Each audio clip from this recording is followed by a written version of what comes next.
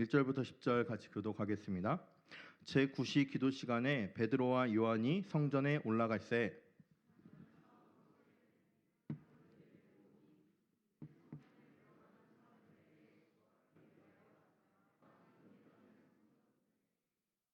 그가 베드로와 요한이 성전에 들어가려 함을 보고 구걸하거늘 그가 그들에게서 무엇을 얻을까 하여 바라보거늘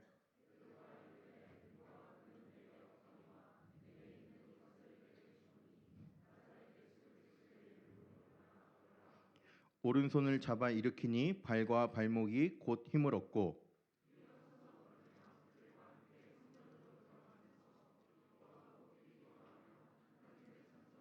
우리 두 절은 다 같이 읽읍시다. 모든 백성이 그 걷는 것과 하나님을 찬송함을 보고 그가 본래 성전 미문에 앉아 구걸하던 사람인 줄 알고 그에게 일어난 일로 인하여 심히 놀랍게 여기며 놀라니라. 아멘. 아까 오셨던 선교사님께서 원래는 그 씨름 선수셨대요. 네. 그래서 갑자기 앉아서 열심히 듣고 있는데 나를 지목하셔서 씨름을 했어야 됐나 이 생각도 하고 선교사님 이렇게 짧지만 그래도 또 언어 소통이 좀 이렇게 매끄럽지 못해도 이렇게 한 번씩 들으면 정말 대단하신 것 같다 이 생각 많이 들어요. 오늘 들은 얘기 중에 뭐 아까 기도할 때도 내가 표현을 했었는데 어떻게 보면은 더 우리보다 열악한 환경에서 사역을 하고 계시는데도 불구하고 또 소수민족을 위해서 또 북한 땅을 위해서도 기도하신다는 그 얘기를 들었을 때 전 진짜 대단하시다 이 생각이 진짜 많이 들었어요. 기억하면서 기도해 주시고요. 선교 부스가 아마 오늘 끝나면 마무리가 돼 있을 것 같은데 그래도 선교 스탬프에 보면 그 기도 제목들이 다 나와 있어요. 나라별로 보시면서 꼭 기도해 주시면 좋겠습니다. 특별히 우리 충영교회 빌더스에는 선교사님 자녀들이 참 많은 편이에요. 그래서 우리 기억하실 때 누가 누구인지 정확히 몰라도 우리 빌더스에 속해 있는 지체들의 우리 부모님들의 그 사역 현장을 위해서도 함께 기도해 주시면 감사하겠습니다. 제가 이번 주 설교랑 그 앞으로의 3주의 설교를 좀 빌더스 1년의 기간 중에서 좀 중요하게 생각하고 있어요. 왜냐하면 우리의 믿음에 우리의 구원의 본질이 되는 구원 이런 부분을 조금 다루려고 하거든요. 다음 주부터는 이 책을 보통 중심으로 할 거예요.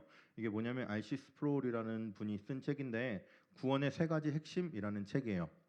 한번 요거를 설교를 들으면서 조금 더 궁금증이 생기면 읽어봐도 괜찮고요. 어떤 내용일까 궁금하면 먼저 읽어도 괜찮고 아니면 설교 다 끝나고 나서 목사님을 통해서는 잘 이해가 안 된다 싶으면 이 얘기를 읽어보면 참 도움 될 겁니다. 명쾌하게 정리가 돼 있어요. 그리고 제가 추천하는 책들은 보통 이런 성격을 가지고 있어요. 얇고요. 글씨가 크고 줄 간격이 넓어요. 보통 이런 책을 좋아하는 편이라 여러분한테 이제 추천해 줄 때도 부담 없는 책으로 추천하니까 꼭 한번 읽어볼 수 있으면 좋을 것 같습니다. 그래서 오늘뿐만 아니라 앞으로의 3주의 예배는 다른 스케줄이 있더라도 이때는 중요한 핵심이구나 우리 신앙의 아주 중요한 핵심을 이야기하겠구나 하고 좀 스케줄 조정하고 꼭 와서 예배를 드리면서 우리 구원에 대해서 한 번 더 생각해 보면 좋을 것 같습니다. 혹시 지난주 설교 본문 기억하나요? 지난주 설교 본문 대략 오늘 본문의 바로 다음 부분이었어요. 그래서 오늘 설교를 하고 나서 마지막 부분에 가서는 그 다음 부분을 왜 먼저 했는지랑 좀 연결을 좀 시켜보려고 해요. 그래서 조금 같이 생각하면서 들으면 좋을 것 같습니다. 오늘 이야기를 읽어봤을 때 어떤 이야기인지는 우리 대부분 알고 있죠. 어렸을 때부터 교회를 다닌 친구들은 이거를 거의 다 들어봤을 거예요. 그 찬양도 있잖아요. 그렇죠? 은가금 내게 얻거니와 내게 있는 거 내게 주니 나사렛 예수 이름으로 일어나 걸어라. 나는 걸었네 뛰었네 찬양했네. 무슨 노래인지 모르겠죠? 가사를 들으면 알 거예요. 그런 거 있어요. 여기서 우리가 주목해야 될 표현이 두 가지가 처음에 나와요. 언제 이 시간과 관련해서 중요한 표현이 나오는데 1절에서 보면 이렇게 되어 있습니다. 제9시 기도 시간에 유대인들에게 있어서는 기도 시간이 정해져 있었어요. 하루에 3번 정해진 시간에 기도하러 성전으로 나아가서 기도했는데 지금 예수님이 승천하신 이후지만 여전히 유대인의 관습에 따라서 성전에 가서 예수님을 기억하면서 기도하는 습관이 제자들에게 있었던 걸 보여줘요. 자, 그럼 제자들이 이 시간을 그래도 매일매일 규칙적으로 갔을까요? 아니면 어쩌다 한번 제9시 기도 시간에 간 걸까요? 매일 규칙적으로 갔을 거예요. 그렇죠? 2절에서 보세요. 그런데 들어가는 길에 거기에 한 사람이 앉아 있어요. 그 사람은 어쩌다 한 번 와 있는 사람일까요? 아니면 매일매일 와 있는 사람일까요? 매일매일. 2절 말씀에 보면 날마다 미문이라는 성전문에 두는지라. 이 사람은 지체장애인이에요. 성경에서 이렇게 장애인들을 오늘날과 같은 개념이 아직 없었을 때이기 때문에 장애인들을 이렇게 오늘날의 기준으로 봤을 때는 비하하는 표현들이 많이 있는데 그건 우리 성경의 번역이 조금 더 발전해야 되는 부분이라고 생각되고요. 그래서 설교할 때 그런 부분에 있어서는 저는 이제 고쳐서 불러요. 제가 대학 다닐 때 총신대 다녔는데요. 거기 지금 총장님이신 이재석 교수님이 시각장애인이세요. 한국에 시각장애인 교수님 2분 계셨는데 그 중에 한 분이신데 그분께서 저에게 이제 신학과 수업을 해주시면서 여러분이 낮은 자를 섬기러 온 사람들인데 낮은 자를 섬기는 것에 있어서 특히 장애인들을 섬기는 것에 있어서 가장 중요한 것은 그들을 정확한 명칭으로 불러주는 것으로부터 시작한다 이런 얘기를 해주셨거든요. 그게 저한테 되게 깊게 남아 있었어요. 성경을 읽고 설교할 기회가 되면 성경에 나오는 눈먼 자 이거는 시각장애인을 바꿔 쓰고요. 이렇게 뭐 그런 식으로 바꿨어요. 그래서 오늘 저는 지체 장애인이라고 부를 거예요. 다리가 불편하신 지체 장애인이 저기에 앉아 있었어요. 그 사람은 스스로 나올 수 없는 사람임에도 불구하고 사람들이 그를 안고 그를 메어서 그를 들고 거기다가 내려놓고 돌아갔어요. 왜냐하면 그가 거기에서 구걸을 하는 것을 통해서 그 수입을 아마 서로 나누었을 것으로 추정이 돼요. 이 사람은 어쩌다 한 번 온 게 아니라 날마다 왔던 사람이었어요. 그렇게 보면 되게 평범한 일상을 그리면서 시작을 해요. 베드로와 요한은 날마다 그랬던 것처럼 유대인의 관습대로 정해진 시간에 기도하러 올라가는 길이었고요. 이 사람은요. 날마다 그랬듯이 사람들이 날 여기서 내려놓으면 하루 종일 나는 구걸하는 게 일이었으니까 그냥 하던 일 계속하던 그날 이 사건이 벌어진 거죠. 그 장소가 어딘지도 좀 중요한 것 같아요. 이 장소가 어디냐면 2절의 끝에 보면 미문이라는 성전문에 두는지라라고 되어 있어요. 미문이 뭐냐면요. 문 이름이에요. 아름다울 미 해서 미문이에요. 성전 그림을 하나 보여줄게요. 이렇게 되어 있거든요. 성전이 이 끝에 둘러싸고 있는 게 성벽이고요. 그 안에 네모 상자 표시해 놓은데 그 안쪽에 있는 건물이 성전 건물이에요. 그리고 주변으로는 도시가 있어요. 그래서 사람들 사는 집들이 있고 그래요. 자, 그런데 네모 표시해 둔 데 보면 조그만 문이 중앙쯤 보이나요? 거기를 조금 더 확대해서 보면 이렇게 돼 있어요. 자, 여기에서 저기 노란색 좀 약간 주황색 나는 문이 하나 있죠. 저희가 미문이에요. 저희가 아름다운 문이라고 불리는 미문인데요. 왜 그러냐면 이 성전을 지었던 헤롯이 유대인들의 관심을 사기 위해서 그건 자기의 지지율을 높이기 위해서 이 성전을 아름답게 지어주는 거예요. 너희들이 종교에 중요하다고 생각하는 성전을 아름답게 지어줄게. 그리고 사람들이 통과하는 문을 되게 아름답게 꾸며놓은 거예요. 그래서 금으로 이렇게 발라놨어요. 그래서 그 벽을 성전 문을 금으로 이렇게 도금하듯이 그렇게 금으로 장식을 해놨어요. 그래서 여기를 아름다운 문이라고도 부르고요. 골든 게이트라고 부르기도 해요. 황금의 문 이렇게 부르기도 해요. 그런 곳에서 사람들이 왔다 갔다 하는 가장 많이 들락날락하는 그 정문과 같은 그런 곳에 지금 앉아 있는 거예요.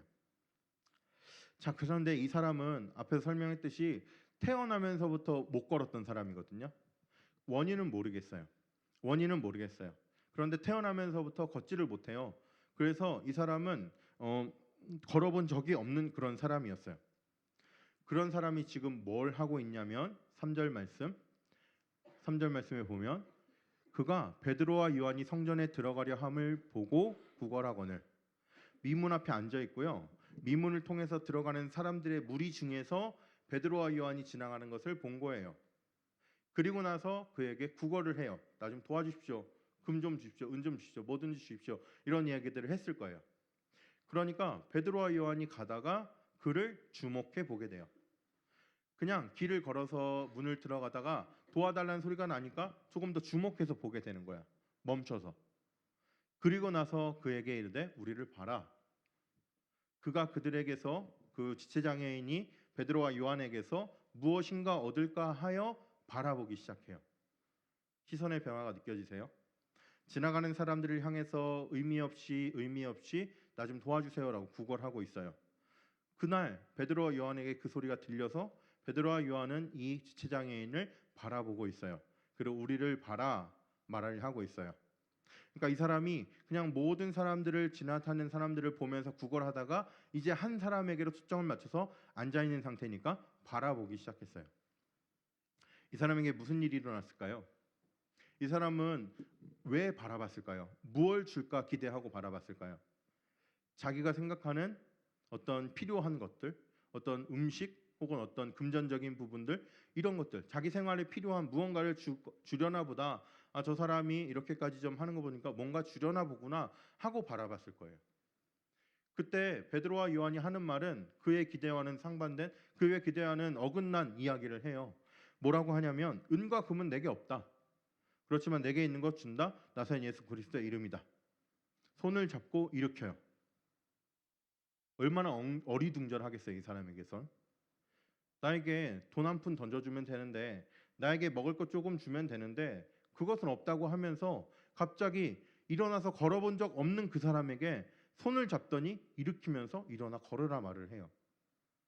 더 신기한 건요, 발과 발목에 힘을 얻고 뛰어서서 걸으면서 그들과 함께 성전으로 들어가면서 걷기도 하고 뛰기도 하고, 문이 있으니까 문 앞에서 지금 구걸하고 있다가 막 이 주변을 왔다 갔다 하면서 너무너무 놀라운 거예요.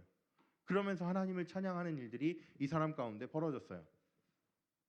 여러분, 이러한 놀라운 일들이 진짜로 있었던 일일까요? 우리가 어제 리더 양육을 하면서 이 질문을 했는데요. 리더들과도 이런 질문을 하면서 이렇게 설명을 했어요. 만약에 우리에게 불치병이 생겼어요. 하나님께 기도하겠죠? 물론 뭐 하나님을 향해서 원망도 할 거고요. 되게 낙심도 하고 삶을 포기하는 경우도 있을 거고, 막 그런 모든 감정의 휘몰아침을 다 지나면서 우리는 하나님께 기도할 거예요. 하나님, 나를 도와주세요. 나를 낫게 해주세요. 자, 우리가 하나님께 우리의 불치병을 낫게 해주세요라고 기도한다면 우리는 어떤 마음으로 기도할까요? 하나님, 이 불치병 때문에 내 마음이 많이 낙심됐으니까 이 낙심된 마음을 좀 위로하여 주세요. 아니면 이 낙심된 마음을 좀 회복하게 해주세요. 마음의 문제만 놓고 기도하는 걸까요? 아니면 실제로 불치병이 낫게 해주세요. 하나님의 놀라운 능력을 나에게 나타내 주세요. 이런 마음 기도하는 걸까요? 후자이지 않을까요? 자, 그런데 성경에 있는 이러한 이야기는 왜 실제로 일어났을 일이라고 우리는 의심하죠? 우리에게만 그러한 일이 실제로 일어날 거라는 믿음을 가지고 기도를 한다는 것은 어떻게 보면 되게 이기적인 거예요. 나한테는 일어날 수 있지만 성경에선 일어날 수 없어. 되게 이기적인 거예요. 반대로 성경에서 일어나지만 나한테 일어날 수 없어 하는 것은 되게 믿음이 없는 거예요. 왜? 성경 안에서 역사하신 하나님께서 나에게도 역사하실 것이라는 확실한 믿음이 없는 거예요. 두 개 다 아니라면, 이때도 없었고 나한테도 없었고, 그러면 우리는 그냥 감정만 따뜻하게 해주는, 위로의 말 잘해주는 그러한 종교가 우리에게 필요한 거예요. 성경에서 말하는 종교가 그게 아니에요. 이 사람에게는 실제로 있었던 일이에요. 실제로 있었던 일. 어떻게 했는지 나는 의학적으로 뭐 설명할 수 없어요. 그런데 나는 믿음으로 이것이 실제로 있었다는 것을 믿고 있어요. 여러분들에게도 이 믿음이 있었으면 좋겠어요. 이 믿음이 있고, 이 믿음이 있을 때 우리가 이러한 상황에 놓여 있는 그 순간에 하나님께 기도할 때 하나님께 들어주시는 거죠.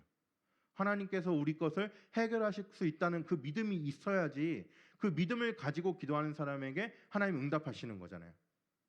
우리에게는요, 단순하게 어떤 어려움 속에 있을 때 하나님께 기도할 때 어려움을 당해서 마음이 힘들어진 내 마음을 위로해 달라고 기도하는 게 아니라요, 어려움이 당한 그 상황을 하나님 해결해 주십시오 하고 실제적인 것들을 구하고 있어요.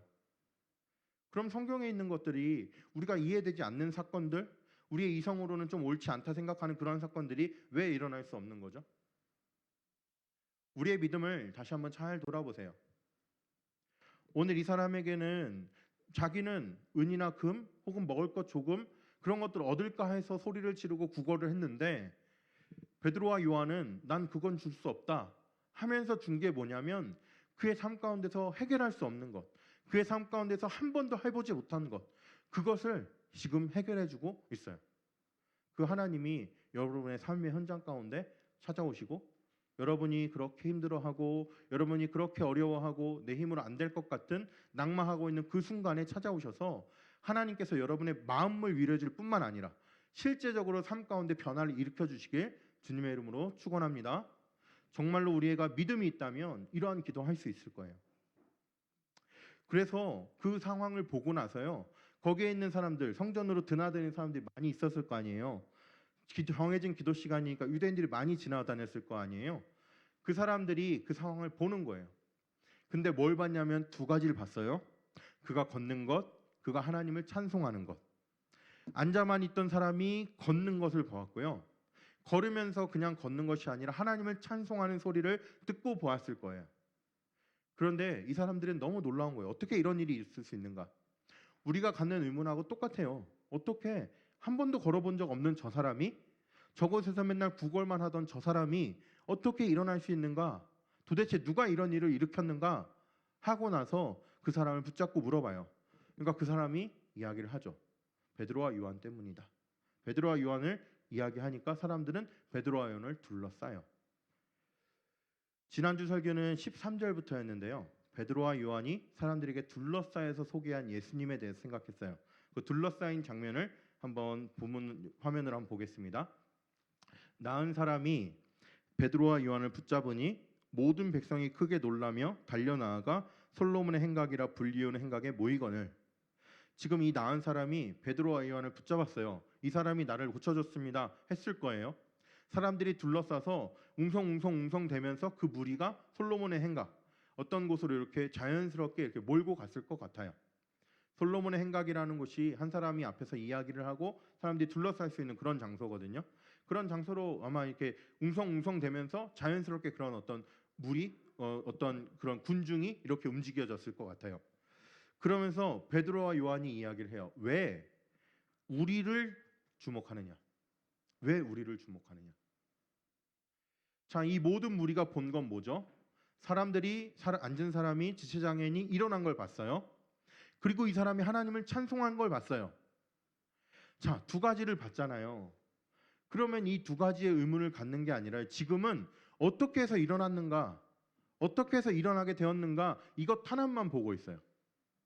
그리고 나니까 지금 이렇게 일으킨 사람이 하나님께 찬송을 하는 걸 보면 하나님과 관련된 것이어야 되는데 그렇지 않고 하나님의 찬송함을 보고도 그것에 관심을 두지 못하는, 하나님을 찬송함을 보고도 그것에는 어떻게 중요성을 발견하지 못하는 이 사람들은 도대체 누가 일으켰는가만 보니까 베드로와 요한에게 주목하고 있어요. 12절 말씀, 베드로가 이것을 보고 백성에게 말하되 이스라엘 사람들아 왜 이 일을 왜 놀랍게 여기느냐? 우리 개인의 권능과 경건으로 이 사람을 걷게 한 것처럼 왜 우리를 주목하느냐? 너희들은 지금 이 사람이 일어난 거 봤다. 하나님을 찬송한 거 봤다. 그런데 왜 일어난 것만 보고 있느냐? 이렇게 물어보는 거예요. 그리고 베드로와 요한이 무슨 얘기를 하는지 아세요? 지난주 설교의 본문 13절부터 15절. 아브라함과 이삭과 야곱의 하나님 곧 우리 조상의 하나님이 그의 종 예수를 영화롭게 하셨다. 이게 무슨 말이냐면 너희가 그를 넘겨주고 빌라도가 놓아주기로 결의한 것을 너희가 그 앞에서 거부하였고 너희가 거룩하고 의로운 일을 거부하고 도리어 살인한 사람을 놓아주길 구해서 생명의 주를 죽였다. 그런데 하나님께서 죽은 자 가운데서 그를 살리셨다. 바로 이 예수가 지금 이 앉아있는 사람을, 지금 이 지체장애인을 서게 했고 그 서게 한 것을 경험한 이 사람은 베드로와 요한의 능력이 아니라 예수님의 능력, 하나님의 능력이라는 것을 알기 때문에 하나님을 찬송하고 있는 것이다. 너희들 역시도 베드로와 요한 나를 주목하지 말고 이 일이 가능하게 하신 예수님을 다시 살리신 그 하나님을 너희들이 봐야 한다. 이렇게 이야기를 하고 있어요. 여러분, 우리가 어떠한 어려움 속에서 기도할 때요, 단순하게 우리의 마음을 위로해 주세요 기도하는 거 아니에요. 우리의 삶 가운데 실제적인 변화를 하나님의 능력으로, 하나님의 역사로 일으켜 주십시오 하는 그 믿음 가운데 기도하는 거예요. 이 믿음의 경험이 여러분의 삶 가운데 가득했으면 좋겠어요. 또 어떤 사람이 이러한 믿음의 경험을 했을 때에는요, 그것을 일으킨 것은 단순하게 어떤 분위기 때문에, 어떤 사람의 능력 때문에, 나를 위해 기도해준 누구 때문에가 아니라 그것을 통해서 역사하신 하나님의 역사임을 여러분들이 믿음으로 받아들였으면 좋겠습니다. 이러한 일들이 일어났을 때 우리의 믿음은요, 하나님이 내 마음을 위로해 주실 거야 해서 멈추면 안 돼요. 하나님은 죽은 자 가운데서 살리신 그 하나님의 능력으로 이 모든 삶의 상황들을, 이 모든 삶의 환경들을 변화시킬 수 있는 분이라는 그 믿음을 가지고 여러분은 기도해야 돼요. 여러분이 갖고 있는 기도 제목 중에 정말 우리가 해결할 수 없는 것들이 참 많이 있잖아요. 사회 부조리함 때문에, 내가 처한 이 2023년이라는 특별한 상황들 속에 있는 것들 때문에, 내가 더 잘해도 해결하기 어려운 부분들, 내가 저를 잘해도 어쩌면 해결할 수 없는 부분들도 여러분의 삶 가운데 놓여 있는 것이 있잖아요. 그러한 것들을 위해서 기도할 때 여러분, 내 마음에 위로만 주세요라고 기도하지 말고요, 하나님, 이 변할 수 없는 상황들을 변화시키는 하나님의 놀라운 능력을 허락해 주십시오 라는 마음으로 기도하면 좋겠습니다. 그래서 하나님의 능력이 우리의 마음의 문제, 우리의 감정의 문제에서만 일하시는 하나님이 아니라 우리 삶의 실제적인 문제 앞에서 일하시는 하나님 되시길 바랍니다. 우리 여기서 한 가지만 더 들어가 볼까요? 한 가지만 더. 이 사람에게 일어난 변화는, 눈에 보이는 변화는요, 앉아있다가 일어나게 되는, 걷지 못했지만 걷게 되는 변화가 나타났죠. 그럼 이 사람에게 나타난 영적인 변화는 뭘까요? 이 설교를 통해서요, 여러분들에게 바로 이 영적인 변화를 느끼게 해주고 싶어요. 하나님의 말씀 속에서 이 영적인 변화를 읽어냈으면 좋겠어요. 여러분이 기도하는 그 모든 기도 제목 가운데 정말 우리의 정욕으로 잘못 구하는 것을 제외하고는 하나님께서 빨리 좀 응답해 주셨으면 좋겠어요. 신방을 하고 또 이렇게 알게 되는 기도 제목들을 가지고 새벽에 그것을 기도하거든요. 그 기도할 때 많이 기도하는 것이 뭐냐면, 그 많이 기도하는 제가 사용하는 문구 중에 하나가 뭐냐면, 하나님 좀 지체하지 말고 빠르게 좀 역사해 주십시오. 이런 기도 진짜 많이 해요. 여러분들에게 기도 제목을 물어봤을 때 여러분들이 삶 가운데 필요한 기도 제목들을 이야기하잖아요. 그것을 듣고 나서요, 기억했다 그거 기도해요. 그리고 나서 제가 한 번 더 물어요. 그거는 이제 해결해 주시면 끝나는 기도 제목이고, 그리고 여러분의 인생 전체를 놓고 기도하는 기도 제목은 뭐냐? 나는 이렇게 두 가지 기도 제목을 묻거든요. 오늘 이 본문을 통해서요, 해결해 주신 기도 제목 한 가지는 못 걸었는데 걷게 된 거예요. 그럼 이 사람의 영적인 변화, 이 사람의 인생을 놓고 일어난 변화는 뭘까요? 이 사람이 지금 어디에 앉아 있죠? 미문에 앉아 있어요.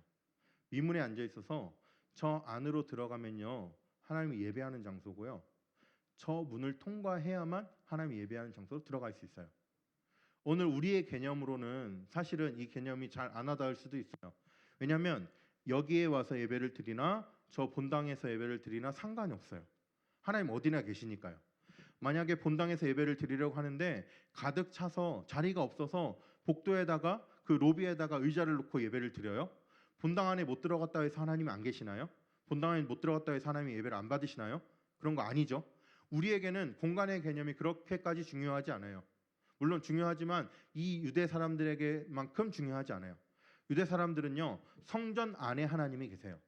저 문은요, 하나님이 계신 곳으로 들어갈 수 있느냐 없느냐예요. 저 문을 들어가야지만 하나님께 예배를 드리고 하나님께 기도하는 것에 참여할 수 있는 거고요. 그 문을 통과하지 못하면 참여하지 못하는 거예요. 구약 시대는 더 철저했죠. 이방인들은 절대 들어갈 수 없었어요. 이 시대에도 마찬가지예요. 이방인의 뜰이 바깥에 있거든요.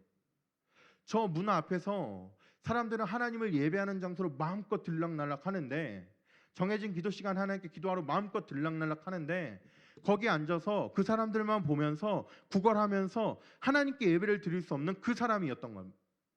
그런데 이 일로 인해서요, 외적인 변화는 못 걸었던 사람이 걸은 거지만 그에게 나타난 영적인 변화는 뭐냐면, 하나님을 예배하는 장소로 드디어 들어갈 수 있게 된 것. 드디어 하나님께 예배할 수 있도록 그가 그 예배에 참여할 수 있게 된 게 아주 놀라운 영적인 변화예요. 여러분께서 이 자리에 와 있어요. 이 자리가 여러분에게 미문 앞이 되지 않기를 원합니다. 이 자리가요, 여러분에게 미문 앞처럼 하나님을 예배하는 장소에 못 들어가고 그냥 그 앞에 앉아 있는 것처럼 그렇게 앉아 있는 곳이 안 되었으면 좋겠습니다. 우리가 이 말씀을 들으면서요, 우리의 삶 가운데 있는 어떤 어려움, 하나님께 기도하면서 그 기도 가운데 하나님 역사해 주십시오 하는 기도가 있지만, 그것과 동시에 이것을 통해서 이러한 놀라운 영적인 변화를 읽으시고 하나님, 내가 지금 앉아 있는 이곳이 미문 앞이 되는 것이 아니라 저 사람이 힘을 얻고 마음껏 뛰며 하나님을 찬송했던 것처럼, 하나님을 예배하는 저 성전 안으로 마음껏 들락날락할 수 있었던 것처럼, 하나님, 나에게도 지금 이 자리가 하나님을 예배하는 자리가 되게 하여 주십시오. 이러한 믿음이, 이러한 결단이, 이러한 고백이 우리 가운데 일어났으면 좋겠습니다. 여러분, 이러려면요, 예수님 만나야 돼요. 예수님의 이름이 우리 마음 가운데 있어야 돼요. 예수님 믿는 믿음이 우리 마음 가운데 있어요. 3장 16절에 이렇게 뭐라고 설명하냐면요, 그가 그 이름을 믿음으로 그 이름이 너희가 보고 아는 이 사람을 성하게 하였다. 예수님의 이름을 믿으면요, 우리 삶 가운데 필요한 것들이 하나님이 해결해 주시는 부분이 분명히 생겨요. 놀라운 그런 역사들을 체험하게 돼요. 그것뿐만 아니라 이 사람이 서서 하나님을 찬송했던 것처럼, 예배의 자리로 들락날락할 수 있게 된 것처럼 하나님을 예배하는 자리로 설 수 있게 돼요. 여러분의 마음 가운데 예수님 믿는 믿음을 가지고 하나님 앞에 기도할 때 실제적인 변화가 일어나고, 또 그렇게 믿음을 가지고 이 자리에 앉아 있을 때 여기가 미문 앞이 아니라 미문을 통과해서 하나님께 예배드리는 그 장소로 갈 수 있는 그런 영적인 의미가 우리 삶 가운데 일어났으면 좋겠습니다. 이 시간 함께 찬양하도록 하겠습니다. 주 앞에 나와라는 찬양을 할 건데요, 가사 중에 이런 부분이 나와요. 이제 눈들어 주 보내 그 능력 날 새롭게 해. 우리가 이 믿음 가지고 함께 찬양하고 고백하면 좋겠습니다.